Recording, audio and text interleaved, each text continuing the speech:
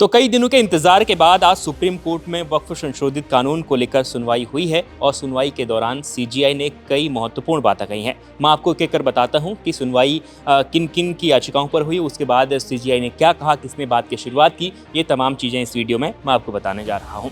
तो सबसे पहले इस बहस की शुरुआत में अपनी बात रखी कपिल सिब्बल ने। उन्होंने सबसे पहले कहा कि यह कानून धार्मिक मामलों में दखल देता है। जैसा कि आपने लगातार जो मुस्लिम पक्ष की ओर से याचिकाएं दायर की गई थी उसमें भी यही कहा गया था कि ये जो कानून है ये उनके पर्सनल मसले यानी उनके धार्मिक मसलों को उनका हनन करता है। उसके बाद से सबसे पहले कपिल सिब्बल ने अपनी बात जब रखी तो उन्होंने भी यही कहा। उसके बाद सीजेआई ने कहा कि ये जो आज की जो सुनवाई है इसमें जो सबसे महत्वपूर्ण याचिकाएं हैं उन्हीं पर सुनवाई होगी और उसके बाद उन्होंने अपनी बातें रखी। इसके बाद कपिल सिब्बल ने कहा कि वक्फ कानून मुस्लिम उत्तराधिकार का उल्लंघन है। तो जब उन्होंने ये बात रखी तो उसके बाद सीजेआई ने इसके जवाब में जो कहा वो आपको बता देता हूँ। तो सीजेआई ने कहा कि हिंदुओं के मामले में भी तो सरकार ने कानून बनाया है। ये बड़ी बात उन्होंने बोली है कि सीजेआई संजीव खन्ना ने कहा कि हिंदुओं के मामले में भी सरकार ने कानून बनाए हैं। संसद ने मुस्लिमों के लिए भी कानून बनाया। आर्टिकल 26 धर्मनिरपेक्ष है, यह सभी कम्युनिटी पर लागू होता है।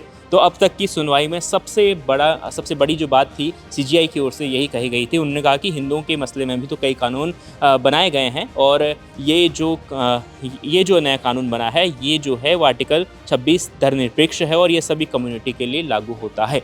ये बड़ी बात उन्होंने कही है। उसके बाद कई तरह की वहाँ पर बैक टू बैक वहाँ पर बातचीत हुई है। लगातार कपिल सिब्बल जोर दे रहे थे उस बात को लेकर कि ये जो कानून है ये मुस्लिम समुदाय की जो धार्मिक स्वतंत्रता है उसका हनन कर रहा है। लेकिन उसके जवाब में आज तो फिलहाल कोई उनके जो वो चाह रहे थे जिस तरीके से जिसके लिए उन्होंने याचिका दायर की थी उसके पक्ष में यानी मुस्लिमों के पक्ष में फ़िलहाल कोई ऐसा यहाँ पर किसी भी प्रकार की कोई बात यहाँ पर सीजेआई ने नहीं कही और सीजेआई ने सीधे सीधे कहा कि जो कानून है इस प्रकार के कानून हिंदुओं के लिए बनाए गए हैं। तो इस जो कानून बने हैं वो मुस्लिमों के लिए बने हैं और हिंदुओं के लिए बने हैं और एक तरफा इसमें कुछ भी नहीं है। तो फिलहाल ये बात इसमें सबसे बड़ी थी। इसके बाद आगे जो कार्रवाई चल रही है अभी सुनवाई वहाँ पर हो रही है और सुनवाई में जो कुछ भी होगा हम आप तक पहुँचाएँगे। लगातार अपडेट्स के लिए देखते रहिए India.com।